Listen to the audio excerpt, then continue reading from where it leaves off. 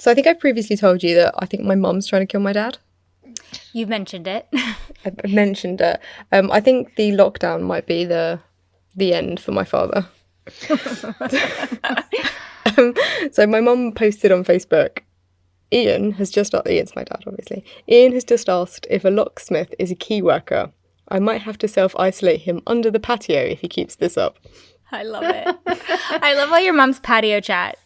Like, that's her tribe. She goes in for the kill. She's like obsessed with like putting him under the patio. It's been like a long running joke. My parents have got like a large patio. I think that's why. But like, I think she could. I think she's got the upper body strength to do it. It's amazing. She's savage, and I love it. Oh, if you think I'm savage, she's like 10 times worse. I know. I love it. You could just totally see where you get it from. And to be honest, we're on day 947 of this lockdown, and I can totally relate to the patio chat, if I'm honest. In fact, I think I texted you earlier wondering if your mom had any tips. You're like, is your mum free? Like, sure, she's busy right now, because she'd probably come around and help you. That's the worst thing about it. Amazing.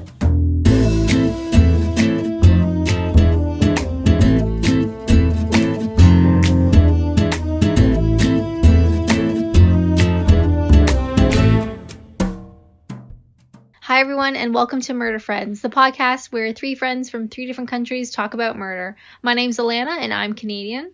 I'm Anna, and I'm American. My name's Hannah, and I'm British. So sit back and relax, you're among friends, and let's talk murder. Did you guys have a nice Easter? Honestly, I didn't even realize that Easter was happening. It's just like, I don't know where I am. I don't know what day it is. And then people were talking about Easter online. I was like, that's cool. Yeah, that makes sense, I guess, but I had no idea. Do you guys normally do things for Easter? Or? Well, in our house, I have a 5-year-old, so obviously the Easter Bunny makes a visit and usually brings lots of chocolate and, stuffed rabbits, and not actual stuffed rabbits, that would be creepy, but like cuddly toys, and usually leaves that, so that's kind of a big deal still, and we do hide the eggs for her to find. And yeah, usually we go to my mother-in-law. She's quite religious. So it's kind of she really likes Easter. And yeah, so we go there, roast dinner and all that. But obviously this year's a little bit different, isn't it? So we won't be doing really any of that. Luckily, as far as I know, Easter Bunny is still going to make it through the lockdown. I think he has a special pass or something, so that's good. And then my husband eats 27 packs of hot cross buns in the space of 4 days. I wanted to ask you about hot cross buns, because I know we had a altercation over Christmas about mince pies. I remember. So I'd like to discuss your stance on hot cross buns, the holiest of buns. Holy buns. Anna, do you want to go first? Not really. I'm scared of her. Well, okay, this is my only thing. Okay, they're better than mince pies, but I don't know what the thing with the freaking raisins are. It's just, more raisins. Like, I just don't like raisin-based sort of like, no. I 100% agree. If they had no raisins, okay, sure. But there's some sort of obsession. And raisins are like the worst of all the like baking add-ons. That's what you use when you have nothing else. And honestly, I'd rather have nothing than raisins. I know. It's like, oh yeah, I got some raisins. No, just don't put them in. Just leave the raisins out. Just leave it as a hot bun. That's nice. Yeah, like give me a hot bun. Sainsbury's do they do salty caramel ones with like chocolate chips in them rather than raisins. Okay, I would be that's an open idea. Okay, I'm glad we found like a semi-level playing field, because I didn't want to have to defend this. Yeah. over seasonal foods. Yeah, I have a question too, and you're not gonna know what these are, Hannah. But in Canada, do you have Peeps, Alana? Yes. Yes, you have Peeps. Yes, I have Peeps. If only you could see. Okay, they are equally they are disgusting. They're not nice. They're like this marshmallow that's covered with like sugar, like colored sugar, and they're usually in the shape of like a chick, like a peep. Get it? What isn't there to like about all those words you just said? Marshmallow and sugar. Are they flavored or? Well, they have a weird flavor. They have a weird flavor, don't they? Yeah, and it's like a marshmallow, and it has sort of like a somewhat hard, like, or a harder outside bit, but it's so like fake tasting. It's one thing to like eat a marshmallow and you're like, all right, that's what a marshmallow tastes like. This is technically a marshmallow, but it doesn't seem to be. So no, it's really, it's something else. And then they have ones that are in the shape of like a bunny, like little bunnies. And I don't know, it's a thing. I feel like one day we're gonna have to get some sent over next Easter and have Hannah try.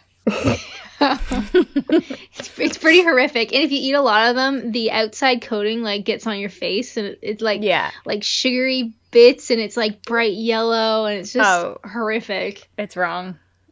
Yeah, definitely. They sound disgusting. Yeah, but now I want one. You're gonna have to have one at some point. But so what have you guys been up to? Obviously another week's been by of of nothing. How are you keeping busy? I cleaned my oven yesterday. That's good. Nice. Yeah, thanks. I actually did a pretty good job. I'm very proud of myself. I got one of those it's like we have a ceramic hob, so it comes with like a glass like razor scraper. So if you burn stuff on a ceramic hob, you scrape it off with this little like razor in a little holder type thing. And I literally sat on my kitchen floor for about an hour scrubbing and scraping my oven out. So I've got a pristine oven. Sounds really satisfying. Oh, it does. Satisfying. There's like, we've had our oven for about 10 years, and I think I've cleaned it like 8 times, and that's like not enough. That's not enough cleaning considering how much I cook. And it was just really satisfying to like get the scraper in and just like peel off like little thin layers of crap, and it was just so satisfying. Like, it was good. Strongly recommend cleaning your oven. Exciting times. Yeah, just been doing like other things around the house as well, like organising things, and like I did my wardrobes, and I did we did some bits in the garden, and sort of did some bits in the kitchen as well. So yeah, organising, cleaning, standard. Yeah, I think a lot of people are doing that sort of thing. It actually is a good time to like sort your life out. Especially if you have a label maker, now's the time. Bring out the label maker. Time to shine. Yeah. I have a label maker. I love it. Of course you do. My label maker actually has a label on it that says label maker. I'll send you a picture of it later. Please do. What have you been up to, Alana? Oh man, existing inside. I'm lucky that my parents here have quite a large backyard, so you can actually go outside and just sort of do a lap, like you just sort of walk around in a big circle, and nobody's gonna cough on you because it's in a backyard. But yeah, I've just been losing track of days. I still do a lot of like YouTube and Patreon and Twitch and podcast stuff, so I still have things to record and edit. But sometimes I find it hard to like pick a topic, like to talk about something, because it's like I haven't done anything since the last time I posted, so you have to like come up with things to talk about. Yeah, it's absolutely. It's kind of busy, but also not busy, if that makes sense. What about you, Anna? Well, so if I would guess, if you're looking at like Instagram stories, I swear to God, everyone is either pressure washing something, that everyone's got their pressure washer out, or B, they're making banana bread. And I fell into the banana bread category this week, and I made a video of like my protein banana bread that I made. Yeah, I don't know why, but I guess just to give, for like my gym page. So, yeah, but when you're like, I never have spare time because I usually with my daughter and I work all the time and having her, and I've just found myself like doing stuff like just I would never in a million years do, because I don't know. I just can't imagine you baking. I know. I hate baking. I hate baking. I hate it. And that's literally the only thing, and that was enough. And it kind of like half exploded into my oven, and now I'm going to have to clean it. You just reminded me. Actually, your little story reminded me. I got some oven cleaner if you want it. I know. I was like, oh yeah. I just don't like baking because it's too I don't like the like measurements and like preciseness of having to bake. It's just not my thing. I just kind of I like to cook. I don't mind cooking. Yeah, not my thing. Not a baker. But anyway, I tried out the banana bread. So I was definitely like living my basic life this week. Nice. It's so funny that you say that, though, because this morning when I was on Instagram, one of my friends was power washing and the other one made banana bread. What did I Like, tell you? legitimately. That is literally like- what's happening. Like, Didn't Exactly it, what's happening. BBC Good Food, like, they were saying that there's been like a 400% increase in page hits on their banana bread recipe. And it's just like, yeah, now we fucking know why. Yeah. But it's like, why has everyone decided It's to because make banana bread? people are buying bananas because they're trying to be healthy. And then there's like, lockdown, you must use all your food so you don't have to go to the supermarket very often. And people look at bananas when they're going a bit brown, they're like, oh, I don't want to eat those. Banana bread. Yeah. it makes There you go. sense. That's the only thing I can think of. I know. But yeah, well, I was one of them. So You've been suckered in. Just get you I a will. pressure washer and you'll be fine.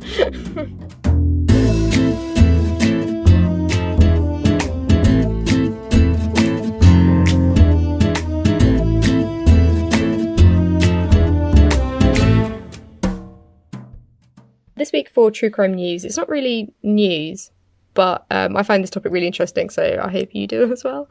This pandemic and the challenges it has caused are nothing many people have experienced, and the overwhelming advice we've been receiving is stay at home. So that's really got me thinking about, how did that affect crime rates? Yeah. So there's a really great article in The Guardian, which is my main source for this section, and the other sources are on the website as well. And the article is called "Crime Falls Sharply, Even in the Most Violent US Cities." And the tagline for it is, "Police in Latin America also see drops as criminals stay at home and policing patterns change." So the article talks about legitimate businesses are being hit quite hard due to the pandemic, but there's also illicit businesses have also taken quite a hit.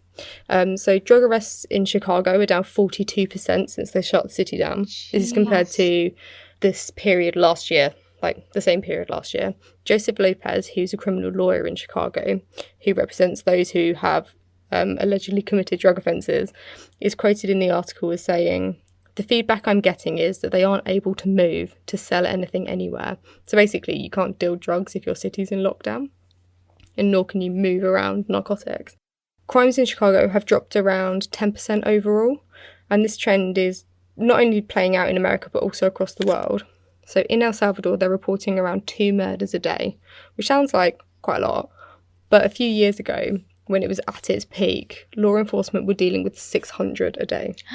What? Oh my God. Yeah, so the majority of this big swing downwards is due to security policies they've put in place and truces amongst gangs. Basically, they had this huge kind of crackdown and everything, but it's fallen further, and they think this is due to the limitations imposed locally on movements. Raul Gonzalez, who works in Lima, in Peru, he's a mortician, and he's quoted in this article as saying that he took a nap on his bench as he didn't have a client for over 6 hours.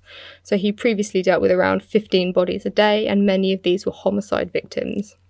He's quoted in the article as saying, "There are almost no killings or car accidents these days." Wow. Because when your city's in lockdown, you're not getting in your car. And if you're not getting in your car, the chances of you having an accident have gone completely. It carries on across the world. In South Africa, these figures are compared to the same period last year. So rapes fell from 700 to 101. Serious assaults are down from 2,673 to 456. And murders dropped from 326 to 94. Wow. The figures are quite shocking, but then there's always another side to it.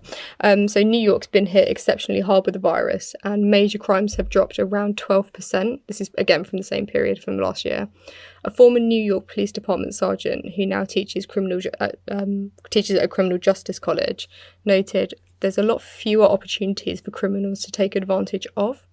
So if you think about burglaries, most burglars wait until you leave the house. Yeah. And everybody's not leaving their houses.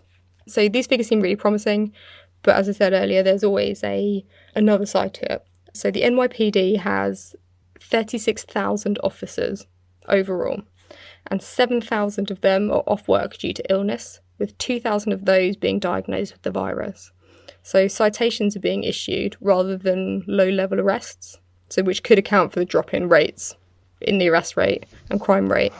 And they think putting police officers in patrol cars rather than just having them walk the streets also has had an effect on crime rates as well.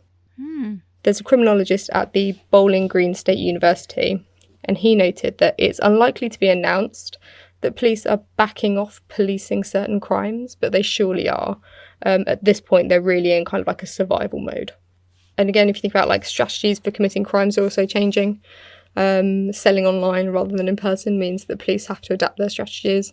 Someone selling opiates on the dark web in Maryland, or accused of selling opiates on the dark web, is quoted as saying to an undercover FBI agent, "Even with the coronavirus, the shop is running at full speed." But then but he was waiting for stock, and he's quoted as saying, "The coronavirus is expletive, up inventory." So it's also moving things around is also tricky. And whilst we think there might be a drop in violent crimes and things like murder and rape and everything, Houston police noted an increase in aggravated assault, half of which were domestic violence related. Child abuse and neglect hotlines in Missouri have also reported increased levels of calls, which some believe are the result of children not being in school. Europol have also warned about an increase in cybercrime, in particular data security. I mean, a lot of people are working from home now, and also forgeries being produced and sold on different markets, so like masks and medicines and disinfectants. But overall, I think this is, it's a scary time anyway, crime's changing and evolving, and I think it's going to be a really interesting period to look back on from like a criminology point of view at some point. Oh, Yeah, absolutely. definitely. I was thinking about that because obviously we're not, I know like we talked about this before, but like courts slowing down a little bit and going online with things, or like doing telehearings and stuff, and you're not seeing a lot of crime news at the minute. You're not hearing about a lot of it. So I did wonder that. But then I also, part of me wondered if there'll be, so I know in England, and I don't know what they're doing in Canada, but in England, they are sort of propping up wages. So rather than people being like laid off or like that sort of thing, I think they're paying like 80%.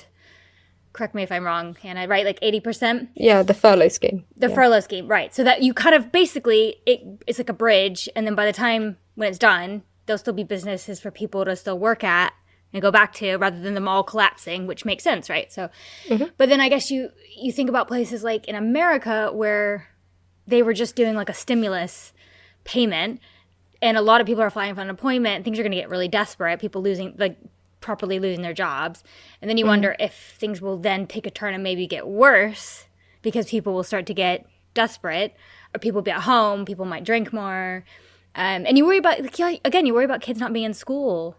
That might be where kids get their meals, or where that's like a safe place for them and stuff like that. So I don't know, you just feel like you wonder how things might be in another month, or if we're still in the situation, or even the month after that, or like how things will continue to change crime-wise, and like if things will still, but that's it was a really interesting article. Yeah, really good. We'll link it on the website so you can read the whole thing in full. But I basically just told you it, so. She didn't need to, so it's fine. I mean, I rewrote it. I didn't verbatim say But definitely, for some of us, like I know I've been basically in quarantine for about 3 or 4 weeks, and I'm starting to notice, like, I like to be at home, and even myself, I'm like, okay, it's getting a bit difficult. People are getting frustrated and annoyed with each other. And I saw an article, I think it was in Quebec. There was a guy trying to get into a Walmart, and they had a security guy being like, hey, like, this is the rules. We're letting in people one at a time. You have to wait till somebody leaves. I think they're doing a similar thing in the UK.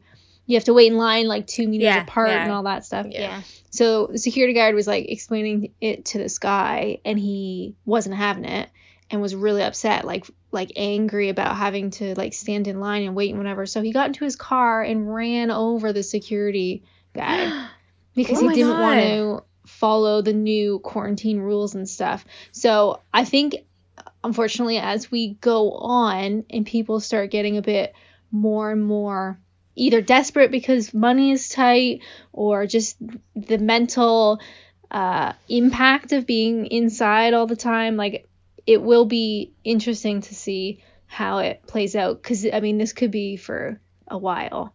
Yeah, definitely.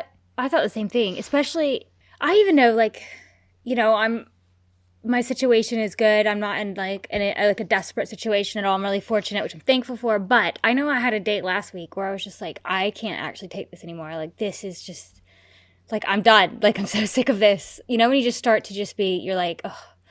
And then I think you think about like, there's just, it feels like never ending. Like, because we don't have an end date. We don't know when it is.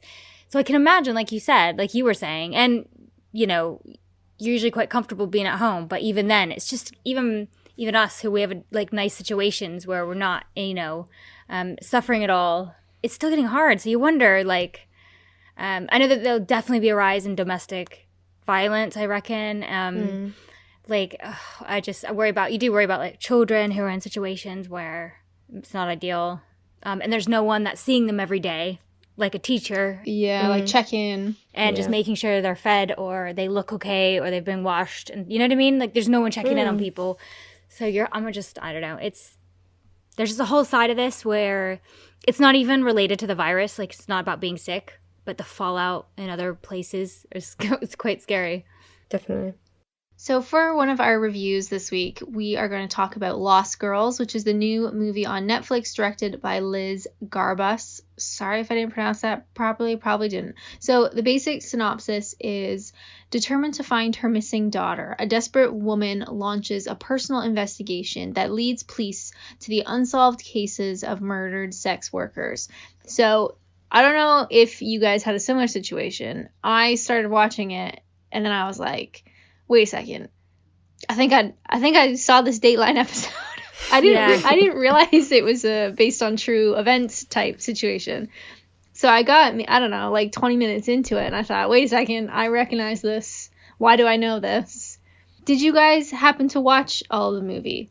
I watched all of it, yes. But I did know going in that it was based on the Lisk, like the Long Island serial killer / the book. There's a book, Lost Girls. And I knew that going into it. But to be honest, I haven't even seen like datelines on it. I know that there's quite a lot of information out there about this, but I didn't actually know that much about it. Yeah, I didn't know that it was based on true stuff when I went in. I just like clicked it because it looked good. Yeah. It did look good. Yeah. So the movie, like we said, follows the true crime story of the Long Island serial killer, but more specifically, it has much more of a focus on the fight of one mother to find her missing daughter. And then it's this search that opens up an even bigger and more expansive set of crimes. So at the heart of the Lost Girls story, both in the book and the movie, like Anna mentioned, I haven't actually read the book, but apparently it is similar to the movie. We follow, I want to say Mari. I can't remember if it's Mari or it's Mary. I'm going to say Mari. It's Mari. So it follows Mary, who's the mother of Shannon Gilbert. And it's Mary's relentless pushing of law enforcement to investigate the whereabouts of her missing daughter that lead to the discovery of 10 bodies. Jesus. So, yeah, it's not just your typical my daughter's missing. It's my daughter's missing, and then they find all these other women. So Mari is very much a tenacious force for justice, and she refuses to take no for an answer, even when police and the society at large basically try to dismiss the victims as unimportant due to their statuses as working class women, mainly associated with like escorting, stripping, or sex work. There's also TV clips of them being referred to as hookers, which hearing that was like quite jarring. I know that's the terminology that was used before, but something about hearing that now is like, ooh, like that's icky. I don't know, just kind of it made my stomach turn. So in the movie, we learned that Shannon's death is classified as an accidental drowning, and she is completely unconnected to the Long Island serial killer deaths. Even though she was found in that area, she had a similar background. The police are very adamant that she is not connected. But Mary and her family include both of her daughters, Sarah and Sherry. They refuse to accept the verdict, and many people even now believe that Shannon was part of that serial killer victim list. Right now, the movie has about 6 out of 10 on IMDb, and I'd probably agree. I thought it was good. It's shot really well. It has a really nice like color scheme and good direction and everything. But I don't know. I didn't I wasn't super into it, I guess. I felt like it was like I really would have preferred more details about the whole picture rather than just that one thing. But anyway, at the end of the movie, cuts to black, and we just get smacked in the face with this afterword, which basically says, by the way, Mari was stabbed to death by one of her daughters who was suffering from schizophrenia. And then it's just like, wait, what? Like, okay. Like, I don't know. I was so surprised. I had to like Google it afterwards because I don't know. It just felt like maybe it could have been included. I don't know. Anyway, so I did a little bit of research, and I found that Sarah, one of the daughters, spent time in a psychiatric hospital, and she was diagnosed with schizophrenia. Quite upsettingly, she drowned her pet dog, and she lost custody of her son, who was then entered into her mother's care. In 2016, Sarah began hearing voices, and so she called her mom for help, Mari. When Mari arrived, Sarah stabbed her multiple times and then beat her with a fire extinguisher. And despite her very well-documented history of severe mental illness and the fact that Sarah had gone off of her medication before the murder, Sarah was actually found guilty of the murder and sentenced to 25 years in prison. Yes. So overall, it is a capital, big, sad story, whichever way you look at it. Jesus. The ending of Lost Girls also notes that the other daughter, Sherry, continues to fight for justice on behalf of Shannon. She's one of the daughters that creates and still runs a Facebook page praying for Shanna Maria Gilbert, which has like almost 8,000 likes at the time of that article was written. So she is still very much keeping the story alive and supporting efforts into new evidence and that sort of stuff. And they do talk about the Facebook page in the movie about how, you know, all the other girls have a Facebook page, and like that's the new way of getting information out using Facebook. Personally, I think I'm pretty sure it was Dateline. It might have been 48 Hours, but I liked that sort of style on this crime more because I think it's more those shows do more of a deep dive into the overarching crimes and the possible suspects and the evidence, and that's the kind of stuff that I'm really interested in. But I guess it depends on what you're looking for. This was really interesting because it really focused on this one particular family and what it was like and what they went through and that sort of stuff. But it's less of like an evidence-based movie and more just like about the family and kind of that kind of stuff. So the Long Island serial killer, as of now, is still an unidentified suspected serial killer who is believed to have murdered 10 to 16 people over a period of nearly 20 years. Most of their victims, I guess, were women associated with being sex workers, and the bodies were found on the south shore of Long Island, New York. There's been a handful of suspects over the years, but really nothing has come from it. And like I said, the film does sort of touch on a suspect, but there is nothing concrete. Nobody's been arrested. Nobody's been convicted. It's more about, you know, a mother's journey to finding what happened to her daughter and that sort of stuff. So that's kind of like a basic run through. How did you guys find the movie? Yeah, I don't think it was, it was well shot. That was, I see what you mean there. Like, it was visually, like, it was sort of well done. I thought we didn't need this movie. I don't know. It sounds really bad to say, but I thought... Wow, Anna. No, I know. Oh, my God. No, I mean this don't mean this in a horrible way, but, like, the book, I've never read it. It's on my list, and I'm really annoyed that I did not note down the author, but it's been, like, in the true crime community, it's supposed to be one of, like, the best true crime books you can actually read. I've heard like from multiple sources that just rave about that book actually being very good. I think the thing was, it was just like, there is this huge story there, but I didn't really understand the point they were trying to make filming this. I think that family, there's all these families that have, that have lost their loved ones, but that family has so much more going on too. There's a lot of mental illness. The poor girl that died, she had schizophrenia as well, or she was bipolar, was it, that they thought? And then obviously it was in the running in the family, and then the other girl that then killed her mother. And it was just really, I didn't understand the ending of putting that on the screen. And then that's like, what? Wait, what? So then she went to prison. And I don't know, I feel like if they were going to do a fictionalized movie, there's no ending to the story. It's still really open. So I almost feel like it would have been better as like a documentary, like highlighting sort of all the case and all the other victims and all of it. I don't know. I just felt like it was, I don't know. I didn't mean it in a horrible way, because obviously I want people to hear about this. But I just I know exactly what you mean. I missed the point of it, really. Or they could have, I don't know. That's my opinion. Hannah? I think it's an important topic to discuss. If you think about sex workers or people who engage in what the police deem to be risky behaviour, and how they get zero attention in the news and zero attention from the police. And I think that's what they were really trying to hammer home, with the fact that she was missing and no one really gave a shit about her apart from her family. I thought it was definitely like a dramatisation on true events. If you're going to do a dramatisation on true events, you need to make sure that your ending is kind of solid. And then to follow that with, this is actually a true story and these are the outcomes after the movie. It was just like, ugh. And I'm going to disagree with you on the production value thing, because I had a huge pet peeve with it. And that was that it was just so dark. It was very dark, true, wasn't it?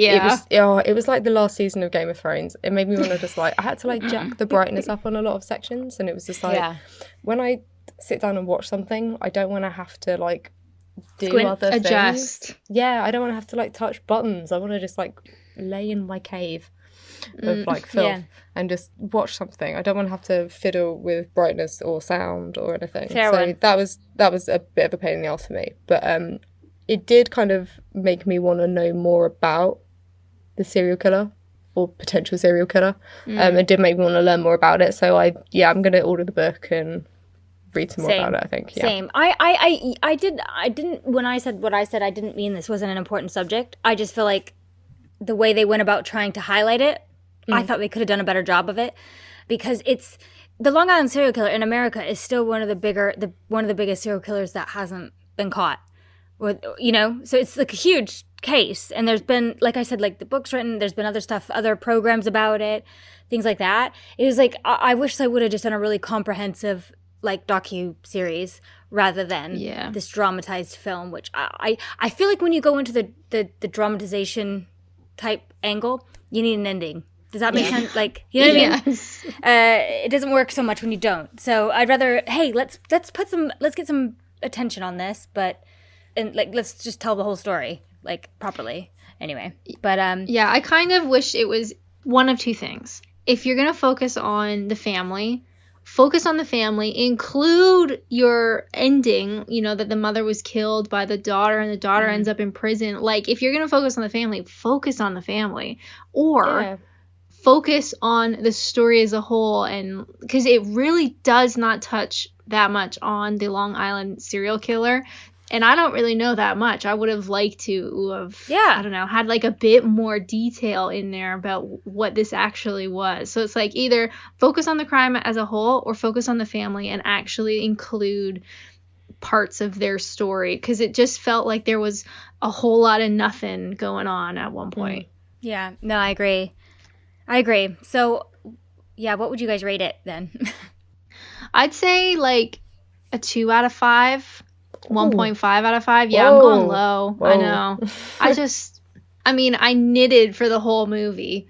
So at least I got some knitting done. How's the rectangle? Longer? The rectangle is so long. I have a hard time like keeping it in one spot. Like when I knit, I have to put it on the floor when I'm knitting on the bed.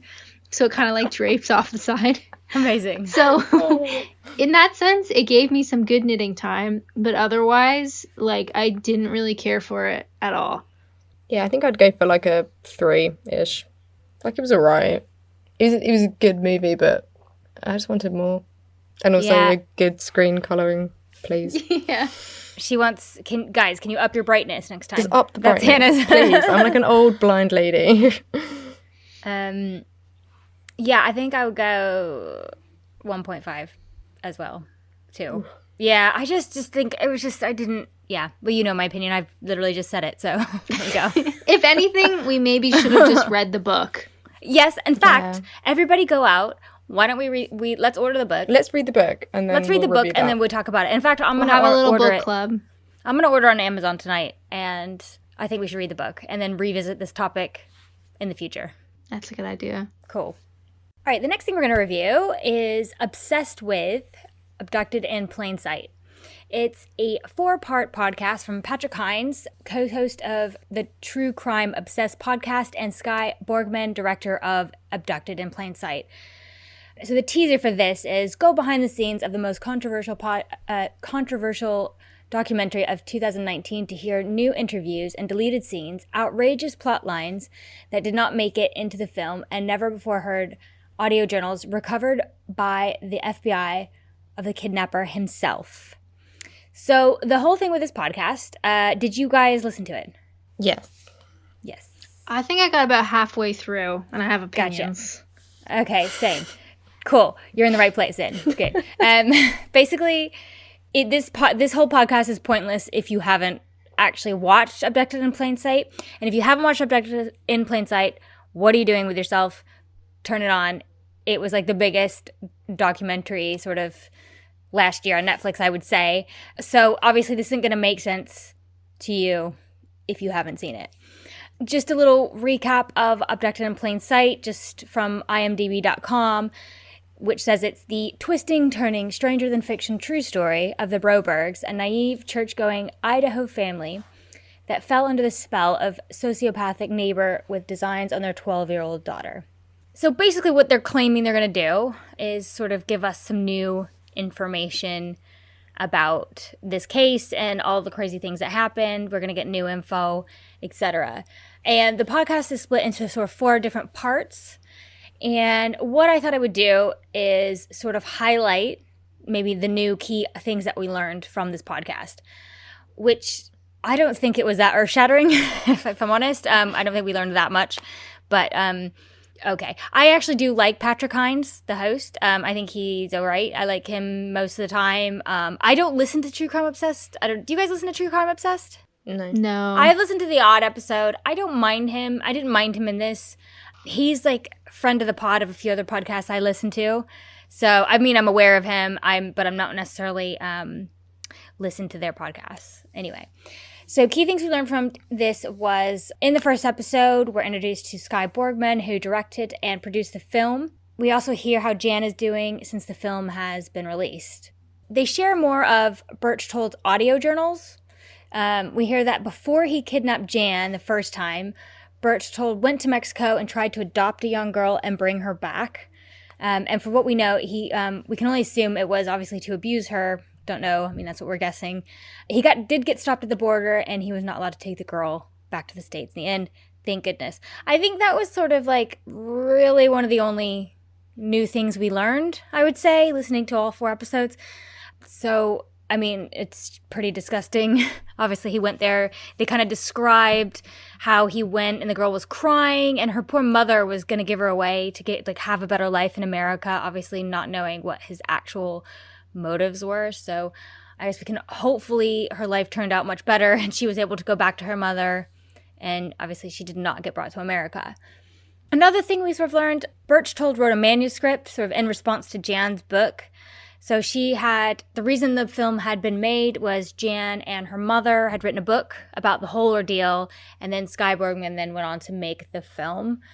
So as this book was coming out, Berchtold started to send messages. See, this is a crazy thing to me. I think part of it is that as she was an adult and I got older, like he continued to try to contact her and like threaten her. It just blows my mind that he was able to go out and like live his life and do all that. And obviously it came to an end eventually. But so Jan shares an excerpt from one of his manuscripts. They were never able to find it or like get a copy of it or anything like that. But in it, they have them because he emailed them as a threat, like, well, I'm going to release these. The excerpt described an encounter with Jan's mother in which Berchtold made it seem that he was repulsed by Jan's mother and was doing it to get closer to Jan. And I wrote in parentheses, like, I don't know how he thought this would make him look good. Yeah, it was like about him hooking up with the mom and how he was disgusted and he wanted to vomit because he was trying to just think of his Jan. And it's like, you're talking about a child. Like, this doesn't make you look good. No, you're still a pedo. Yeah, go ahead and release it. It will literally prove my point, you asshole. Like, thank you. Okay, good. Release this. So Skye Borgman also let us know that she did try to get more input from the Berchtold family, but they did not want to cooperate. Obviously, we only ever heard from his brother, who was in the film, and he was the only one who would speak, which he was a whole nother. So funny. I know, but he's like, yep, he was always a pedophile. Like, great. So why didn't you fucking do anything about it? Like, I don't know. That whole thing was odd. So another aspect of it was that obviously one of the big things in the whole film, the big shockers, were the continued affair Jan's mother had with him after he kidnapped her the first time, Jan, and then obviously the big reveal of the father's sexual encounters with Berchtold as well. So that was quite a big part of the film, which everyone found very shocking. So they did discuss, like, did the family realize, like, they were going to get all this backlash? Because, I mean, a lot of people did really hate on the parents because everyone's just like, oh my goodness, how stupid are you? Or, like, you know, they got a lot of backlash. And Skye tells us that the family wanted to share the story to help others, and they thought, you know, they didn't regret sharing it. Bob Broberg has since passed away, and he died before the movie was released on Netflix.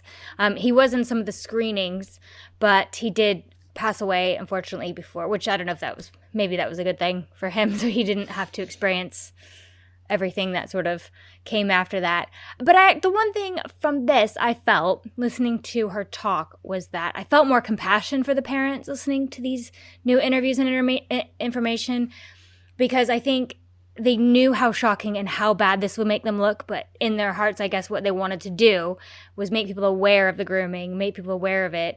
I feel like it was a different era back then. I feel like that was back then, and also they were a very religious community they lived in. I feel like we've made progress, that we are all a little bit more aware of that, you know, pedophiles live and groom and operate.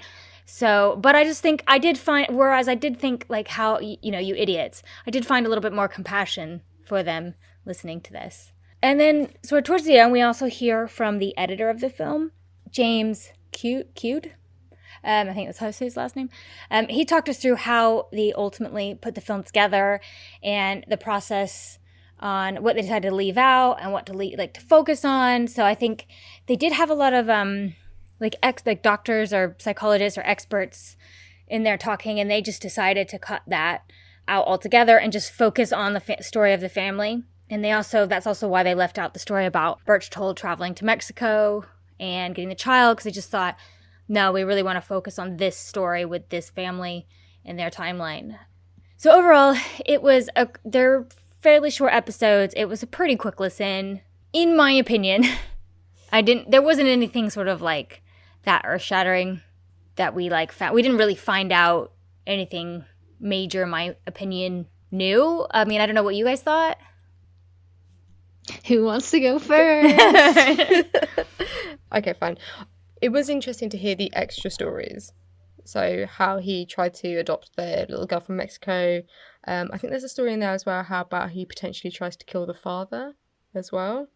And also we hear about Bert Jos Manuscript, which was just the fucking creepiest thing. And which is, you know, that's interesting. I think Skye Borgman tells a story at one point where she says that they missed stories out and they missed interviews out, and they recorded a load of expert interviews as well with like psychologists and things, and they cut all of those out as well. She was like, I don't think it adds any weight to it. And I was like, it would have been really interesting to hear those in the documentary. So I'm kind of bummed they did that.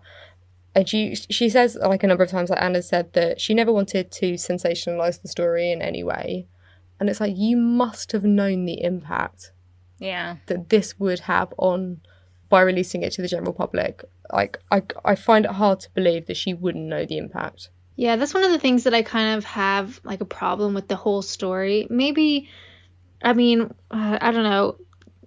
The reaction of a lot of people like in the true crime community kind of grosses me out. So much of the story is about like this poor child being groomed and assaulted and everything. But everybody's like, ha ha ha, isn't that funny? Like, that dad said that funny thing. And I don't know, that makes me feel really uncomfortable. And so some of the podcasts kind of made me feel uncomfortable because it felt like sensationalizing and like, isn't that shocking? Oh my God, it's so crazy. Yeah, I found the host, like, Patrick Hines is a fantastic podcast producer, but I found him too enthusiastic about this whole thing. And this bit he's going, what's crazy and what's insane? And it's like, oh God, stop talking. Yeah, just the vibe was a bit off. Yeah. Yeah, no, you're right. I think it was inappropriate for the topic that we were, going on about. I just think you're right. It wasn't right for this. But I think like I said, I guess we learned a few things. It was okay. I mean, if you're really interested, if you really want to know, I think give it a listen. It can't hurt. I don't know that I would, if they did another one about another documentary, I probably wouldn't listen just because I was like, What would you guys rate this out of 5? I'm going to go 2. It was, Yeah, I think 2 as well. I didn't finish. The vibe thing was what put me off the most. And I kept thinking, like, this girl was like a child bride. And it's like, that's so crazy. Like, what? And it's just like, yeah, that put me off. It was interesting hearing the different stories, though, like that he had tried to adopt a child and about he was saying he was writing a book, but I don't really think he did. And that stuff was interesting, but the vibe thing just put me off. Yeah, I'm going to go ahead and say a 2 as well. I was just like, take it. There wasn't, like I said, we learned a few things, but it wasn't anything earth-shattering that I think we needed to know, or I just felt you're right. I think he made it, it was just too, for as serious of a story as this is, it was a bit too, like, excitable about it. Yeah. So anyway, right, guys, we're like 2 for 2 today. It's been a bad day. I'm tired of being inside. I know. We're just really mad about it. Until we're allowed back out, 2-star and everything. Yeah. So, hey, anything you want to not listen to? Just anything you want us to slate, tell us and we'll do it. Yeah, anything you want us to slate while we're in quarantine, please let us know. We'll slate anything. Yeah, pretty much. Weird Crime Time. For Weird Crime Time, we're in Florida again. And I'm sorry. Yes. I'm sorry. I'm so Never sorry. let us down. I just feel like I'm taking the piss, and I don't mean it because it's probably a very lovely place. But this is seasonal, and it's kind of too good to pass up. I don't know how to pronounce her surname, so I'm really sorry if I fuck it. April Sestoni distributed little plastic Easter eggs to her neighbours last week. I know what you're thinking. You're thinking, oh, it's a really lovely thing to do. But no, these eggs were filled with things. They were filled with a candy drink sachet, like a little sachet you pour in and you mix it with water. Goldfish crackers, not in a packet, a square of toilet paper, and tiny scrolls of religious writings which had pornographic pictures on them. One of the recipients said, quote, "It was horrifying group sex stuff. It was disgusting." End quote. That was obviously a woman who said that, I'm going to guess. Yeah. It was definitely not a man. Horrifying group sex stuff. It was, so some of the pictures were of 2 women and a man. And she was like, disgusting, horrifying. So April, who's 43 years old, was later arrested and charged with 11 counts of distributing obscene material. She's admitted to delivering the, I'm going to put in quotes, pornographic eggs. And there's apparently body cam footage of her while she's being arrested, where she then goes on this homophobic rant about STDs and magnetic fields. She insists that she's not a religious fanatic, but was, quote, enraged by local churches, end quote. So apparently she's visited nearly 60 places of worship, as she has concerns over how they were teaching the Bible, and no one ever got back to her. So this is where she decided to distribute these pornographic eggs. So there are concerns that she distributed around 200 to 400 pamphlets on the 8th of April alone, and I'm not sure whether they're all in eggs, but I don't know. She's also been held, she's being held in a detention facility without a bond, and she was further charged with driving with a suspended license and violating Florida's stay-at-home order. So they've obviously got a lockdown as well, and she's been violating that. Can I just ask you? Go. How many goldfish? Yeah, that's the thing I zoned in. Like, I'll take goldfish. That's all right. I'll take them from a stranger. Yeah, I don't mind the pictures of a gangbang if you just give me some goldfish. Like, it's fine. So there's a picture of the contents of one of the eggs, and it's one of those like plastic eggs that you like pop open and you put things in and then you close them again, like a Kinder egg, but I don't think you have those in Yeah. the US, do you? Because you're not allowed to put toys in We food. have those plastic. Yeah, well, obviously it's Florida. Yeah. Those are really a big deal. Yeah. The fuck was I saying? It's completely gone.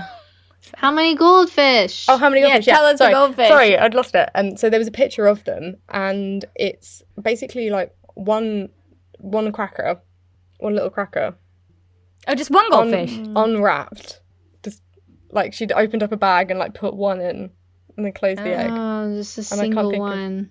Just Anything one more gold. disgusting than like one single cracker. No, in an thanks. egg. No, I'll pass. If it was like a handful, then I'd be like, Maybe. well, are they dry or are they soggy? Because that's the next question. Yes. If they're dry, then we're in business. We have standards. You're not worried about them like being in a sealed packet or anything. You're No. just scoop them up, close an egg, put it in my mailbox. So it kind of raises a question: if you had tiny eggs and you were going to give them to your neighbours, what would you put in them? I remember what I'd put in mine. It would just be a little note. Your neighbors really suck. So I don't know, hand My grenades. note. That's a lie. The neighbour like directly next door to us, they are amazing. Like I love them. They're great Okay. people. Everyone else though, apparently bastards. So I'd put in the little egg note, I'd put a little note in it, and it'd say, "Please, for the love of all that is precious in this world, turn off the karaoke machine. No one wants to hear you sing Timber." God. I nearly murdered someone today. Oh my god. Yeah, but what kind of cracker would you put in there? Yeah, it has to have a cracker. Oh, I'd probably. Does it have to be a cracker or could it be a biscuit? I'd probably put a custard cream in. Wow. Yeah, it's quite big though. I feel like England's lacking in their animal shaped cheese biscuits, but Yeah. Help yeah. us. Yeah, definitely. That's a really nice thing to do, a custard cream. Yeah. Even though, I mean, but for the love of God, who's singing karaoke? Are they drunk? Because I mean, I only No. know that people have to be drunk to sing karaoke, right? That's like That's a good point. I just please just stop. That's all I want. Please. I'm so distraught by it. I think for our neighbors, my parents are lucky, at least like in lots of towns in Ontario and stuff, your neighbors could be like quite far away. Yeah. So we only have one house beside us and nobody on the other side. And I never see them. Like, I'm not even really sure what they look like. But they do have a dog that I don't see all the time because their yard is so big. So I was thinking, if I got an egg, I'd put like a little note in it being like, "Can I see your dog?" Can I pet your dog? And I'll put some goldfish in it. Maybe Cheez-Its. Cheez-Its are Cheez-Its. top Cheez-Its are notch solid. too. Solid. So a little Yeah. note, "Can I see your dog?" and maybe some Cheez-Its. Yeah, more than one, Like it. not just the one Cheez-It, like multiple. No, it'll be full. Like a Like little you scoop, scoop it. Like a full scoop of Cheez-Its. That's good, yeah. She's Well, generous. She's generous. Yeah, definitely. My neighbors are fine. They're good. They're great. Actually, one of our neighbors we saw today, and he just looked miserable. Bless his heart. He lives alone. He just looked like he was just unhappy. You know what I mean? He travels quite a lot, and he's like, he's older, but he has like a girlfriend, and he's like a quite active guy. He goes out in town and like has drinks with his friends and stuff like that. And he just looked miserable. So my daughter made him a card today, and we got some beers because we did our shop today and got some beers and like left him a card and beers outside of his house. Aw. And then like knocked and ran away. But yeah, I don't know what to give. Yeah, That's kind of hard to beat. it is hard to beat because I was thinking Fill like, the what egg kind with of- beer and just Yeah, just like or like a shot. and then just put crackers tequila in eggs. Tequila eggs. it. You would love tequila eggs. You are all getting No. tequila eggs. Oh my god. Oh, I actually got nervous thinking about that. I know. Sorry. I'm clammy. Alana's in a Sorry, different guys. country and you've made her clammy. Well done. I know. All right, I think that's all we have for today. Check out our website, murderfriends.com. You can see our sources there. You can email us at murderfriendspod@gmail.com. We love receiving your emails and your suggestions, your stories. Keep them coming. Follow us on Instagram, murderfriendspod, or Twitter, murderfriendspd. And we will see you next time. Bye. Bye.